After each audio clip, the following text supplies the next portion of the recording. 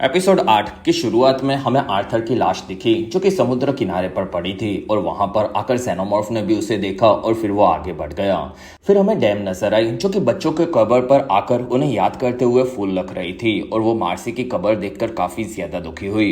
वहीं पर उसे गड़बड़ महसूस हुई तब उसने पीछे जेनोमॉर्फ को देखा जो कि डैम को खाने वाला था, लेकिन उस पर गोलियां चलाकर वहां पर गार्ड्स ने डैम को बचा लिया और फिर वो उसे लेकर लैब की तरफ निकले। तब तक पूरे आइलैंड पर जेनोमॉर्फ एक के बाद एक सभी लोगों को मार रहा था। फिर बॉय को बताया गया कि यूतानी ने उनके सैटेलाइट को डाउन कर दिया है और अब वो लोग आइलैंड के बाहर किसी से अटैक नहीं कर पा रहे, जिसमें वेंडी के साथ सभी बच्चों को एक लैब में बंद कर दिया गया है। लेकिन वो लैब उनको रोकने के लिए पावरफुल नहीं है और सभी एलियंस भी लैब में अच्छे से कैद थे और उनका बड़ा जेनोमॉर्फ खो चुका है, तो अब उनकी जान खतरे में है। साथ ही ज्यादा सोल्जर्स भी नहीं बचे हैं और लोगों की कमी उन्हें महसूस हो रही है, इसलिए उन्हें वहां से निकलना चाहिए। तब बॉय वेंडी के साथ सभी बच्चों के ह्यूमन बॉडी में डाले जाने के वीडियोस देख रहा था। साथ ही वो ऑक्यूलस से बात करना चाहता था जिससे वो जीनियस लोगों की तरह बातें कर सके, लेकिन फिलहाल उनके लगे पड़े थे। तब वहां पर बॉय ने देखा कि वेंडी सबके साथ कैद है। फिर हमें वेंडी कैद के अंदर नजर आई। तब उसे याद आया कि उसके भाई जो ने निप्स पर हमला किया था और वो इस चीज से भड़की हुई थी और उन लोगों ने वहां पर आदि और स्मीक दोनों को कैद किया था, लेकिन उनका कारण उन्होंने नहीं समझा। तब वहां पर निप्स को शक था कि कर्ली ने उनके बारे में बॉय को बताया होगा। तब कर्ली ने मना कर दिया और कहा कि मैंने अगर तुम्हारे बारे में बताया होता तो मुझे कैद में नहीं डाला जाता। तब वहां वेंडी ने बताया कि हम सभी की कब्रें मैंने देखी है जिसमें हम लोगों को मारकर इस बॉडी में डाला गया है। तब कर्ली कहती है कि इससे हमारा फायदा हुआ है क्योंकि हम लोग कभी भी मर नहीं सकते। तब स्मी ने बताया कि हमारा दोस्त आइजैक एलियन कीड़ों के चलते मर गया और यह हमारे साथ भी हो सकता है जिसमें हम लोग कभी भी मर सकते हैं। तब वेंडी कहती है कि पीटर पैन की स्टोरी में वेंडी के बड़े होने से पीटर नाराज हुआ था और हमारे साथ भी वही हो रहा है, जिसमें हम सभी लोगों को यहाँ पर वो लोग कैद रखना चाहते हैं, लेकिन वो लोग हमें यहाँ पर कैद नहीं रख सकते क्योंकि हमें उनसे नहीं बल्कि उन्हें हमसे डरना चाहिए। तब वहां पर सबको वेंडी की बात सही लगी। फिर वेंडी ने कैमरा देखा तब बॉय समझ गया कि वो गड़बड़ करने वाली है, जिसमें वेंडी वहां पर जेनोमॉर्फ को बुलाने लगी और उसकी आवाज आइलैंड की दूसरी तरफ जेनोमॉर्फ भी सुन रहा था। फिर वेंडी ने सभी कैमरास को बंद करना शुरू किया। तब बॉय इस चीज से परेशान हुआ और उसने क्रिस से लैब के बारे में पूछा। तब क्रिस कहता है कि लैब की पावर लाइन अलग है जिसमें यहाँ पर सब ठीक है और मैंने मॉरिस के साथ जो को भी कैद रखा है जिसमें उन्हें लेने के लिए यूतानी वापस आती होगी और हमें मॉरिस के साथ थोड़े जानवर देने पड़ेंगे। तब बॉय कहता है कि मैं यूतानी को कुछ नहीं देने वाला। तब क्रिस ने बॉय को शांत होने के लिए कहा। तब वेंडी भी उनकी बातें सुन रही थी। फिर वेंडी ने क्रिस और बॉय दोनों के बीच में बात करने का डिवाइस ही बंद कर दिया। तब बॉय फिर से भड़क गया क्योंकि उसकी टीम किसी भी काम की नहीं थी। फिर बॉय ने उसके गार्ड को एटम को उसके प्लान पर काम करने के लिए कहा। तब गार्ड वहां से निकला और तब तक लैब में डैम काफी ज्यादा दुखी थी। फिर जो ने देखा कि मॉरिस को होश आ चुका था और वहां जोन और मॉरिस दोनों परेशान थे। फिर जो ने मॉरिस को याद दिलाया कि पिछली बार उसने जो पर हमला किया था। तब मॉरिस कहता है कि मैंने तुम्हें जानबूझकर पेट के साइड में गोली मारी थी वरना मैं तुम्हें मार भी सकता था और इन लोगों ने तुम्हारे लंग्स तो बदल ही दिए होंगे और बदले में वो तुमसे और ज्यादा महंगी चीजें वसूल करेंगे। दूसरी तरफ जो के सभी दोस्त आगे क्या करना इस बारे में सोच रहे थे क्योंकि वो अकेले बचे थे और वहीं पर उनके सामने लिफ्ट खुली। तब चारों लिफ्ट में गए और उस लिफ्ट को वेंडी कंट्रोल कर रही थी। फिर वेंडी ने उन लोगों को थर्ड फ्लोर पर ही छोड़ दिया क्योंकि वहां पर एलियंस की लैब थी। फिर वेंडी ने जो को देखा और वो स्मी को बताने लगी कि उसके भाई ने निप्स पर हमला किया था। तब स्मी कहता है कि निप्स भी दूसरे लोगों को मारने वाली थी, इसी वजह से उसने ये किया होगा और ये उसकी गलती नहीं है। तब वेंडी ने इस बारे में सोचा और वहां पर उसे याद आने लगा उसका भाई उसके लिए काफी सारे लेटर्स भेजता था और वो उसके काम पर जाने के चलते अकेले काफी ज्यादा दुखी रहता था। दूसरी तरफ वेंडी भी दुखी थी क्योंकि वो भी बीमार रहती थी और जो हमेशा अपनी बहन के लेटर्स पढ़कर दुखी रहने लगा। फिर वेंडी ने उसके भाई के दरवाजे को खोल दिया। तब मॉरिस और जो ये देखकर खुश हुए। फिर मॉरिस गार्ड के पास आया और उससे बात करते हुए उसने गार्ड को पकड़कर घायल कर दिया। तब जो ने उसे मारने से मना कर दिया। फिर जो वहां से मॉरिस के साथ आगे बढ़ा। तब मॉरिस कहता है कि हो सके तो अपनी बहन को बचा लेना क्योंकि अगर वो मेरे हाथ लगी तो मैं उसे मार दूंगा। फिर हमें क्रिस दिखा जो कि अपने लैब में काम में लगा था। तब उसके पीछे से मॉरिस ने आकर उस पर हमला कर दिया और इसी बीच उनकी लड़ाई में मॉरिस ने क्रिस को पटक दिया और वो उसे मारने वाला था, लेकिन क्रिस ने मॉरिस को नीचे गिरा दिया और वहीं पर पकड़कर बेहोश कर दिया।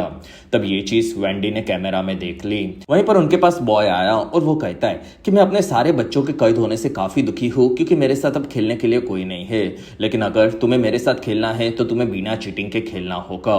तब बच्चों को अब उस पर भरोसा नहीं था और वहां पर वेंडी ने अपनी पावर से डोर को खोल दिया। तब वहां पर बॉय की फट गई और वो अपने पिता के बारे में बताने लगा कि उसके पिता काफी ज्यादा दारू पीते थे और वो बेवकूफ थे और उन्हीं के चलते वो जीनियस पैदा हुआ था और उसने अपने पिता को 6 साल की उम्र में ही समझ लिया था और उसने एक सिंथेटिक रोबोट बनाया था और फिर उसी रोबोट से उसने अपने पिता को मरवा दिया, जिसमें वो सिंथेटिक रोबोट हमेशा उसकी जान बचाने के लिए बना था, जिसके बारे में हमें आगे पता चलेगा। फिर वहां पर बच्चों को ये कहानी बिल्कुल पसंद नहीं आई और वो कहते कि हम तुम्हारे कोई खिलौने नहीं है। तब बॉय कहता है कि तुम लोग मेरे खिलौने ही हो, जिसमें तुमने डिस्प्ले में दिखाकर मैं आगे रखने वाला था, लेकिन अब तुमने गड़बड़ कर दी है।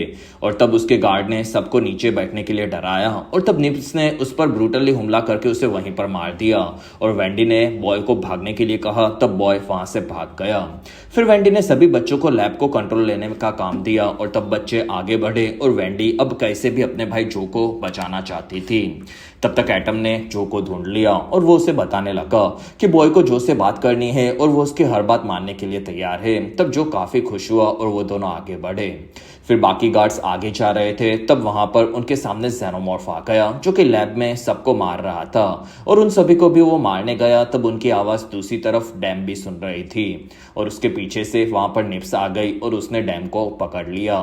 तब तक क्रिस मॉरिस से दूर होकर खुद का इलाज कर रहा था। वहीं पर आदि और स्मी आ गए। तब दोनों समझ गए कि लड़ाई के चलते क्रिस की बैक टूट चुकी थी। तब क्रिस ने मॉरिस को बांधने के लिए रस्सी दी और तब स्मी ने वहां पर क्रिस को ही बांध दिया। तब मॉरिस उठा और वो कहता है कि आदि तुमने सही किया और मैंने तुम्हारी माँ को इसी वजह से नहीं मारा था। तब आदि ने मॉरिस को मारकर वहीं पर बेहोश कर दिया। दूसरी तरफ एटम ने जो को बॉय के कमरे में छोड़ा और फिर उसे वहीं पर लॉक कर दिया। तब अंदर जो ने आकर देखा कि बॉय वहां पर नहीं था, साथ ही वहां पर ऑक्यूलस उसकी कैद से बाहर था और फिर जो को ऑक्यूलस बाहर दिखा जो कि भेड़ के शरीर से निकल रहा था। तब जो समझ गया कि वो उस पर हमला करेगा, इसी वजह से जो ने खुद को कैद के अंदर लॉक कर डाला। तब ऑक्यूलस पीछे की तरफ आया और वहां से खाने देने के रास्ते से अंदर घुसा। तब जो वहां से बाहर निकल गया और उस पर ऑक्यूलस हमला करने वाला था और तब वेंडी ने आकर ऑक्यूलस को दूर फेंका।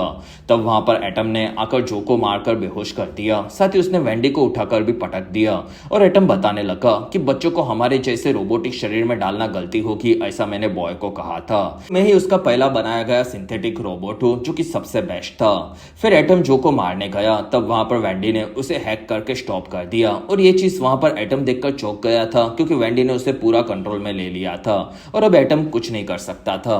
वहां पर वेंडी ने जो को उठाया। तब दोनों ने देखा कि ऑक्यूलस वहां से भाग गया था। तब वहां पर वेंडी ने जो को बताया कि वो सभी मैकेनिकल चीजों को कंट्रोल कर सकती है। तब वहां पर जो ने निब्स पर हमला करने के लिए माफी मांगी और तब वेंडी कहती है कि तुम्हें निब्स के साथ हम सभी बच्चे इंसान नहीं लगते हैं और ये तुम्हारी गलती नहीं है। तब जो कहता है कि मैंने ये दुनिया नहीं बनाई है और ये चीजें काफी कॉम्प्लिकेटेड हो चुकी है। तब वेंडी कहती है कि हम सभी बच्चे हैं लेकिन हम सब ऑनेस्ट है और हम सभी लोग भी काफी कंफ्यूज है कि अब हम लोग क्या बन चुके हैं, इसी वजह से हम आगे बढ़ना चाहते हैं। तब जो ने फिर से माफी मांगी और तब वेंडी ने उसका साथ देने के लिए कहा क्योंकि वो काफी ज्यादा पावरफुल थी। साथ ही वो बॉय के साथ अब सबको कैद करने वाली थी। दूसरी तरफ बॉय छुपने के लिए आगे बढ़ रहा था। तब उसके पीछे से जेनोमॉर्फ आ चुका था और तब वहां पर बॉय की फट गई और वहां पर वेंडी और जो भी उन्हें देख रहे थे, जिसमें वहां पर गार्ड्स भी बॉय को बचाने के लिए आए। तब वेंडी ने जेनोमॉर्फ को गार्ड्स को मारने के लिए काम दिया और जेनोमॉर्फ गार्ड्स पर हमला करके उन सभी को मार रहा था। तब बॉय खुश हुआ और वो कहता है कि वेंडी तुमने मुझे बचा लिया। वहां पर जो ने बॉय को मारकर वहीं पर बेहोश कर दिया। तब तक जो के दोस्त लैब में पहुंचे थे और तब वहां पर उन्होंने देखा कि लैब वहां बर्बाद हो चुकी थी और वहीं पर उनमें से डैनी को प्लांट मॉन्स्टर ने पकड़ लिया। फिर वहां पर उसे मारकर वो पूरे का पूरा खाने लगा। तब डैनी के सभी दोस्त उसे बचा न पाने से काफी ज्यादा दुखी हुए। फिर हमें आर्थर की लाश किनारे पर दिखी और तब ऑक्यूलस उसके पास आया और ऑक्यूलस ने आर्थर के शरीर पर घुसकर उस पर पूरा कंट्रोल कर लिया और कुछ ही देर बाद वहां पर यूतानी के शिप्स पहुंचने वाले थे और तब तक वेंडी ने बॉय और उसकी पूरी टीम को कैद करके रखा था। तब वहां पर डैम ने माफी मांगी। तब वेंडी कहती है कि तुम सभी लोग अच्छा बनने का सिर्फ नाटक करते हो, लेकिन तुम लोगों ने 6 बच्चों को मारकर दफना दिया था और बॉय तुम कोई हीरो नहीं हो, जिसमें तुम तो बॉय भी नहीं बल्कि एक घमंडी मतलबी और घटिया आदमी हो जो कि सबसे नफरत करता है अपने बाप की तरह। तब वहां पर बॉय कहता है कि तुम मेरे से ऐसे बात नहीं कर सकती और एटम इसे सबक सिखाओ। तब वहां पर एटम कुछ नहीं कर सकता था। वहां पर वेंडी के पास आदि और कर लिया है और उन्होंने बताया कि प्लांट और ऑक्यूलस भाग गए हैं, लेकिन उन दोनों एलियन से उन्हें कोई खतरा नहीं है और बाकी सब एलियन सेफ है। और वहां सभी बच्चों ने बॉय की पूरी टीम को कैद करके रखा था। साथ ही वहां पर गार्ड्स बनाकर तो xenomorph को रखा गया था और अब वेंडी उन पर राज करने वाली थी। तब ये सुनकर बॉय हंसने लगा और जो को भी वेंडी के इरादे ठीक नहीं लगे। और इसी के साथ ये बेहतरीन सीरीज सीजन 2 का संदेशा देकर यहीं पर खत्म हुई।